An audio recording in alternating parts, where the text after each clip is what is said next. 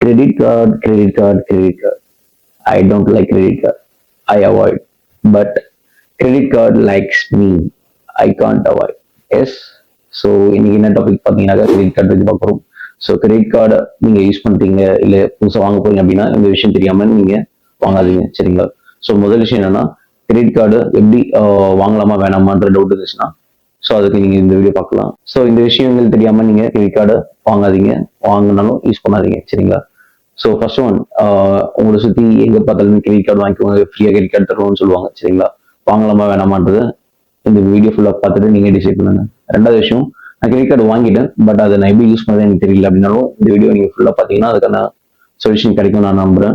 So மூணாவது விஷயம் என்னன்னாக்கா, நீங்கள் கிரெடிட் கார்டு வாங்கிட்டு இஎம்ஐ ஏதாச்சும் ஒரு ப்ராடக்ட் வாங்கிட்டு போட்டிருக்கீங்க அப்படின்னாக்கா அந்த இஎம்ஐ மாதம் கரெக்டாக கட்ட முடியாமல் ஸ்ட்ரகிள் பண்ணிட்டீங்க, ரொம்ப கஷ்டப்பட்டீங்க அப்படின்னாலும் நீங்கள் இந்த வீடியோ ஃபுல்லாக பார்க்கலாம். அப்படி இல்லைனாக்கா நாலாவது விஷயம், உங்கள் ஃப்ரெண்ட்ஸுக்கு இல்லை ரிலேட்டிவ்ஸில் யாருக்காச்சும் இஎம்ஐல ப்ராடக்ட் வாங்கி கொடுத்துருக்கீங்க, அது மூலமாக நீங்கள் வந்து நஷ்டப்பட்டிருக்கீங்க இல்லை ஏமாந்துருக்கீங்க அப்படின்னாலும் நீங்கள் இந்த வீடியோ ஃபுல்லாக பார்க்கலாம் சரியா.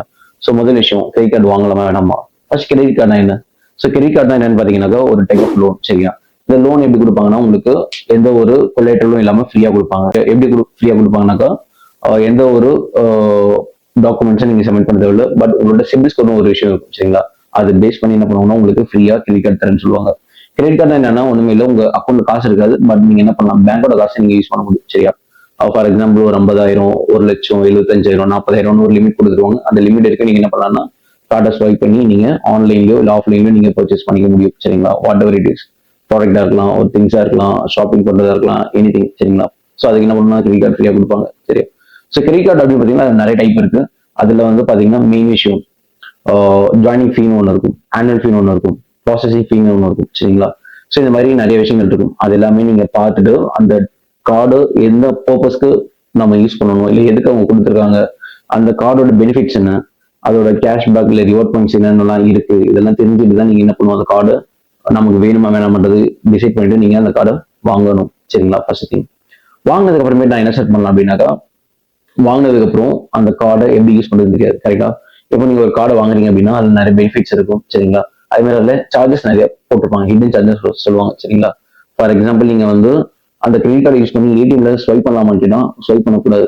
ஏடிஎம்ல நீங்க வித்ட்ரா பண்ணீங்கனால என்ன ஆகும் அப்படின்னாக்கா மினிமம் 500 இருந்து மேக்ஸிமம் 1,500, 2,000, 3,000 என்ன பண்ணுவாங்க, சார்ஜஸ் போடுவாங்க ஓகேங்களா. ஃபார் எக்ஸாம்பிள் நீங்க ஒரு 1,000 தான் ஸ்வைப் பண்ணிருப்பீங்க பட் அதுக்கு ஸ்வைப் பண்ணதுக்கான சார்ஜஸ் ஏடிஎம் விட்ராவல் சார்ஜஸ்ன்னு சொல்லி 1,500 போடுவாங்க. அப்போ நீங்க என்ன பண்ணணும் அப்படின்னா 1,000 எடுத்ததுக்கு நீங்க 2,500 பே பண்ற மாதிரி இருக்கும் ஓகேவா. இது வந்து கார்டை பொறுத்து மாறும் அண்ட் பேங்க் பொறுத்து மாறும் சரிங்களா.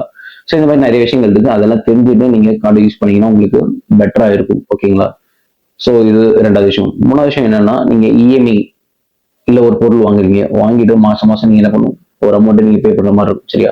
அந்த அமௌண்ட் நீங்க மாசம் கட்ட முடியாம ஸ்ட்ரகிள் பண்றீங்கன்னா அதுக்கு என்ன அர்த்தம், உங்களோட சோர்ஸ் ஆஃப் இன்கம்ன்றது கம்மியா இருக்குன்னு அர்த்தம், இல்ல சோர்ஸ் ஆஃப் இன்கம் இல்லவே இல்லை அப்படின்னு அர்த்தம் சரிங்களா. நீங்க என்ன பண்ணணும் அப்படின்னா, உங்களுக்கு இன்னும் ஒரு கிரெடிட் கார்டு கொடுத்துருக்காங்களா, அந்த கிரெடிட் கார்டை நீங்க எதுக்கு யூஸ் பண்ணணும் அப்படின்னா எமர்ஜென்சி பர்பஸ்க்கோ இல்ல ஒரு எக்ஸ்பென்சஸ் இருக்கு அப்படின்னா அதை நீங்க பிளான் பண்ணி தான் நீங்க செலவு பண்ணணும் கரெக்டா. நீங்க இஷ்டத்துக்கு என் கிரெடிட் கார்டு இருக்கு அப்படின்ட்டு நீங்க இஷ்டத்துக்கு நீங்க செலவு பண்ணீங்க அப்படின்னாக்கா நீங்க தான் என்ன பண்ணுவீங்க, அந்த கடன்ல போய் மாட்டுப்பீங்க சரிங்களா. ஸோ அப்போ நீங்க என்ன பண்ணலாம் அப்படின்னாக்கா, உங்களோட டோட்டல் கிரெடிட் லிமிட்ல இருந்து ஒரு 25% இருந்து 30% மட்டும் நீங்க மாசம் ஸ்பெண்ட் பண்றதுக்கு நீங்க பார்க்கலாம். அதை தாண்டி போச்சு அப்படின்னா ஒரு குறிப்பிட்ட பாயிண்ட்டுக்கு அப்புறம் என்ன ஆகும்னா நீங்க அந்த ட்ராப்ல மாட்டிக்கிற மாதிரி இருக்கும். ஸோ அப்போ நீங்க என்ன பண்ணணும் அப்படின்னா, உங்களோட கிரெடிட் லிமிட் எவ்வளவு இருக்கோ அதுல இருந்து ஒரு 25 to 30% மட்டும் நீங்க யூஸ் பண்ண மாதிரி பாருங்க ஓகேவா. அப்படி இல்லைன்னா உங்களோட இன்கம் இருக்கும்ல, ஃபார் எக்ஸாம்பிள் உங்களோட இன்கம் வந்து ஒரு 50,000 இருக்கு அப்படின்னா நீங்க அதிகபட்சம் ஒரு 15,000 இருந்து 20,000 வரைக்கும் நீங்க என்ன பண்ணலாம்னா கிரெடிட் லிமிட் யூஸ் பண்ணி எக்ஸ்பென்சஸ் நீங்க ஸ்பெண்ட் பண்ணலாம் சரிங்களா. அதுக்கு மேல பண்ணக்கூடாதுன்னு கேட்டா அப்படி கிடையாது, நீங்க பண்ணலாம் பட் அதை நீங்க கரெக்டா மேனேஜ் பண்ணிப்பீங்க, இந்த பினான்சியல் மேனேஜ்மெண்ட் கரெக்டா பண்ணீங்க அப்படின்னாக்கா நீங்க தாராளமா பண்ணலாம் சரியா. ஓகே, இது இல்லாம அடுத்த விஷயம் என்னன்னாக்கா, நீங்க வந்து இஎம்ஐல உங்க ஃப்ரெண்ட்ஸ்க்கு யாருக்காச்சும் போன் வாங்கிக்கிறீங்க, அதுல ஆஃபர் இருக்கு, கேஷ்பேக் இருக்கு அப்படின்னாக்கா நீங்க வாங்கி கொடுக்குறீங்க அப்படின்னாக்கா நீங்க என்ன பண்ணுவீங்கன்னா அந்த ப்ராடக்டோட ரேட்டை மட்டும் நீங்க பார்ப்பீங்க கரெக்டா. ஃபார் எக்ஸாம்பிள் ஒரு ஃபோன் வாங்குறோம் அப்படின்னாக்கா அதோட ரேட் 15,000 இருக்குன்னு வச்சுக்கலாம். அப்போ அந்த 15,000 மட்டும் நீங்க என்ன பண்ணுவீங்க, கணக்கு பண்ணி வாங்குவீங்க கரெக்டா. உங்க ஃப்ரெண்ட் என்ன பண்ணுவாங்கன்னா 10 மாசம் 12 மாசம் அப்படின்னு சொல்லிட்டு கனெக்ட் பண்ணி ஒரு அமௌண்ட் கொடுப்பாரு. பட் அந்த அமௌண்ட் மட்டும் தான் நீங்க பே பண்ண பார்க்கணும் கேட்டா கண்டிப்பா கிடையாது. நீங்க இஎம்ஐ பே பண்றீங்க அப்படின்னா அதுக்கு வட்டி போடுவாங்க, இன்ட்ரெஸ்ட் சரிங்களா. அதுக்கு 12%, 10% ஒரு ரேட் ஆஃப் இன்ட்ரெஸ்ட் இருக்கும் சரிங்களா. அதை பேஸ் பண்ணி அதுக்கு ஒரு ப்ராசஸிங் ஃபீ இருக்கும் சரிங்களா. அதுக்கு இன்ட்ரெஸ்ட் இருக்கும், இது எல்லாமே சேர்த்து பிளஸ் ஜிஎஸ்டி இருக்கும், இது எல்லாமே சேர்த்து ஒரு அமௌண்ட் வரும்.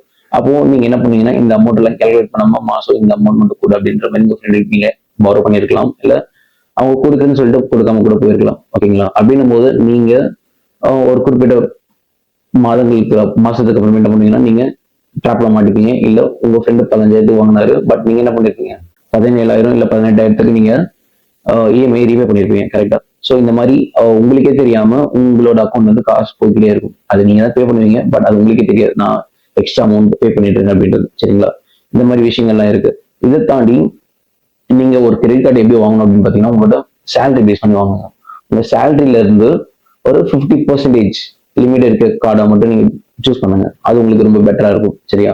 ரெண்டாவது, நீங்க கார்டை வாங்கிட்டு நீங்க அது கரெக்டா யூஸ் பண்ணலனாலும் சார்ஜஸ் கொடுப்பாங்க, நீங்க ஓவர் யூஸ் பண்ணாலும் சார்ஜஸ் கொடுப்பாங்க. சரிங்களா? ஸோ இந்த விஷயங்கள் எல்லாமே நீங்க என்ன பண்ணணும், டேர்ம்ஸ் அண்ட் கண்டிஷனும் அதில் கொடுத்துருப்பாங்க. அது எல்லாமே நீங்க பார்த்து கரெக்டா யூட்டிலைஸ் பண்ணீங்க அப்படின்னாக்கா உங்களுக்கு பெட்டரா இருக்கும், அது உங்களுக்கு பெனிஃபிட்டா இருக்கும். இல்ல இது எதுவுமே தெரியாம நான் யூஸ் பண்றேன், என்னோட இஷ்டத்துக்கு நான் ஸ்வைப் பண்ணுவேன், எக்ஸ்பென்சஸ் பார்த்துவேன் அப்படின்னாக்கா கண்டிப்பா ஒரு பாயிண்ட்ல நீங்க எங்கேயாச்சும் ட்ராப்ல மாட்டிப்பீங்க. Okay, dead ட்ராப்ல மாட்டிப்பீங்க. அப்படின்னும் போது நீங்க செலவு பண்ணதை விட 1.5 மடங்கு 2 மடங்கு 3 மடங்கு அதிகமா அந்த பேங்க்குக்கும் அந்த கம்பெனிக்கும் நீங்க பே பண்ற மாதிரி ஆகும். அது உங்களுக்கு நஷ்டத்துல தான் முடியும். ஓகேங்களா? ஸோ கிரெடிட் கார்டை கரெக்டா பார்த்து யூஸ் பண்ணுங்க. ஸோ சிம்பிள் எக்ஸாம்பிள் அப்படின்னா உங்களுக்கு நீச்சல் தெரியும் அப்படின்னா நீங்க குளத்துலயோ ஆத்துலயோ பீச்லயோ இறங்கி நீங்க ஸ்விம்மிங் பண்ணலாம். கரெக்டா? ஸ்விம்மிங் தெரியல அப்படின்னா நீங்க ஒரு மணி நேரம் வேடிக்கை தான் பார்க்கணும். இல்ல மத்தவங்க எல்லாம் ஸ்விம்மிங் பண்றாங்க அப்படின்றதுக்காக நானும் இறங்கி ஸ்விம்மிங் பண்ணணும் அப்படின்னு ஸ்விம்மிங் பண்ணீங்க அப்படின்னா அவன் செத்துட்டான்டா. ஸோ சேம் திங், உங்களுக்கு கிரெடிட் கார்டு இருக்கு, என்னென்ன இருக்கு, அது கிரெடிட் கார்டு எப்படி யூஸ் பண்ணணும் எல்லாம் தெரிஞ்சதுன்னா அதை வாங்கி நீங்க கரெக்டா யூஸ் பண்ணுங்க. ஓகேவா? தெரியாத பட்சத்தில் தெரிஞ்சுட்டு யூஸ் பண்ணுங்க. தெரியாம மட்டும் தயவு செஞ்சு கிரெடிட் கார்டை யூஸ் பண்ணாதீங்க. சரிங்களா? ஸோ இன்னைக்கு டேட்டுக்கு பாத்தீங்கன்னா கிரெடிட் கார்டை யூஸ் பண்ணி ரொம்ப சஃபர் ஆகிற பீப்புள் இருந்ததுன்னா காமன் லேமன்ஸ். கரெக்டா? நார்மலா ஒரு வேலைக்கு போயிட்டு வந்துட்டு மாச சம்பளத்துக்கு வேலை செய்யறவங்க தான் கிரெடிட் கார்டுல மாட்டிட்டு அவசரப்படுறது. சரிங்களா? இதுல இன்னொரு விஷயம் என்ன இருக்குன்னா, நீங்க கரெக்டா எனக்கு மாச சம்பளம் கரெக்டா வருது, நான் இஎம்ஐ எனக்கு கரெக்டா பே பண்ணிட்டு இருக்கேன் அப்படின்னு நீங்க நினைச்சிட்டு இருப்பீங்க. பட் ஆனா நீங்க கிரெடிட் கார்டு வாங்கிட்டு நீங்க எக்ஸ்பென்சஸ் செலவு பண்றீங்க. கரெக்டா? செலவு பண்ணதை ஒரு 30 நாள் கழிச்சு உங்களுக்கு பில் ஜென்ரேட் ஆகும். ஐ மீன் இதான் நீங்க வந்து இந்த மாசத்துல செலவு பண்ணிருக்கீங்க இந்த அமௌண்ட் அப்படின்ட்டு வரும். அதை நீங்க என்ன பண்ணணும், அந்த பில் வந்த டேட்ல இருந்து ஒரு 20ல இருந்து ஒரு 25 நாளுக்குள்ள என்ன பண்ணுவோம், அதை ரீபே பண்ணணும். சரியா? ஸோ நீங்க என்ன பண்ணி அதுல வந்து தெளிவா கொடுத்துருப்பாங்க, டோட்டல் அவுட்ஸ்டாண்டிங் அமௌண்ட் அப்படின்னு ஒரு அமௌண்ட் இருக்கும், மினிமம் டியூ அமௌண்ட்னு ஒரு அமௌண்ட் இருக்கும். மினிமம் டியூ அமௌண்ட் வந்து ஒரு 500 ரூபாய்க்குன்னு வச்சுக்கலாம். டோட்டல் அவுட்ஸ்டாண்டிங் அமௌண்ட் வந்து ஒரு 20,000 இல்ல 15,000 இருக்குன்னு வச்சுக்கலாம். நீங்க என்ன பண்ணுவீங்க, மினிமம் டியூ அமௌண்ட் வந்து 500 ரூபா தானே கட்டுது, அப்போ நான் 500 ரூபா மட்டும் கட்டிட்டு நான் வந்து போறேன் அப்படின்னு நீங்க போக முடியாது. அது வந்து மினிமம் டியூ அமௌண்ட். சரிங்களா? நீங்க டோட்டல் அவுட்ஸ்டாண்டிங் அமௌண்ட் ஃபுல்லுக்கு நீங்க கட்டினா மட்டும் தான் என்ன பண்ண முடியும், நீங்க ஃபுல்லா கடனை ஐ மீன் நீங்க ஸ்பெண்ட் பண்ணது எல்லாத்தையுமே நீங்க ரீபே பண்ணிருக்கீங்கன்னு அர்த்தம். சரியா? அப்படி ரீபே பண்ணலாம் என்ன ஆகும்னா, அந்த டியூ டேட் முடியுது பாத்தீங்களா, அதுக்கு அடுத்த நாள்ல இருந்து உங்களுக்கு வட்டி போட ஆரம்பிப்பாங்க. அந்த 500 ரூபாய் கட்டி இருக்கீங்களா, அந்த 500 ரூபாய் போக ரிமைனிங் எவ்வளவு அமௌண்ட் இருக்கும் அந்த அமௌண்ட்டுக்கு ஃபுல் என்ன பண்ணுவாங்கன்னா வட்டி போடுவாங்க. வட்டி போட்டு நீங்க வட்டி சேர்த்து கட்டுற மாதிரி இருக்கும். வட்டி மாசத்துக்கு போடுவாங்களா கேட்டா கிடையாது, ஒரு நாளுக்குமே போடுவாங்க. On day basis they will charge you. Okay, charge பண்ணுவாங்க. சரிங்களா? ஸோ இதெல்லாமே நீங்க வந்து சின்ன சின்ன விஷயம் தான், பட் இது எல்லாமே நீங்க பார்க்கணும். இதெல்லாம் பார்த்துட்டு நீங்க கரெக்டா யூஸ் பண்ணீங்க அப்படின்னா நீங்க தாராளமா கிரெடிட் கார்டை யூஸ் பண்ணலாம். சரியா? ஸோ இதுல நீங்க ஏதாச்சும் மாட்டி ஸ்ட்ரகிள் பண்ணிருக்கீங்க அப்படின்னா கமெண்ட்ல சொல்லுங்க. தேங்க்யூ ஃபார் வாட்சிங்.